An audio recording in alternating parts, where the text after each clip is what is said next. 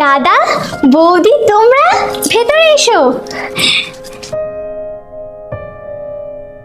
তোমরা বসো, আমি আসছি। একেই তো ওর চাকরিটা চলে গেছে, তার উপরে ঘরেও তো সেরকম কিছু নেই যে খেতে দেব। উফ, হে ভগবান, কি যে করি। দাদা, এই না বৌদি। আরে বাহ বোন, তোর এখনো মনে আছে আমি সোডা খেতে ভালোবাসি? এই তোমারটা তাহলে আমাকেও একটু দাও, টেস্ট করে দেখি। তুমি তোমারটা খাও, আমার দিকে নজর দিও না।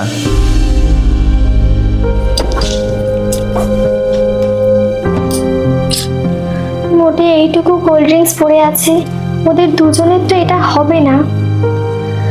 উফ, একটা কাজ করি, শুধুমাত্র বৌদিকে দিই আর দাদাকে বরং এমনি জল দিই, ও নিশ্চয়ই আমার অবস্থা বুঝতে পারবে।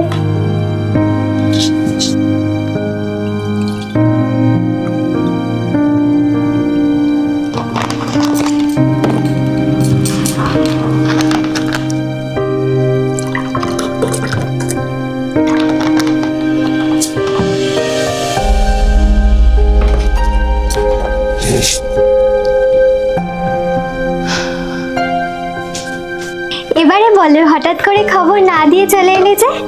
তোর বৌদিকে নিয়ে শপিং করতে বেরিয়েছিলাম, ভাবলাম তোর সাথে একটু দেখা করে যাই। যাই হোক, এসেই যখন পড়েছো, তোমাদেরকে খাওয়া দাওয়া না করে কিন্তু আমি যেতেই দেব না।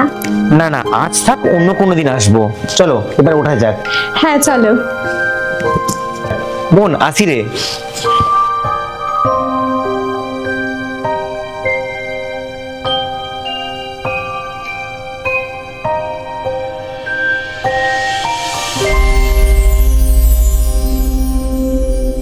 বোন, তুই এত সমস্যার মধ্যে আছিস তাও আমাকে জানাসনি?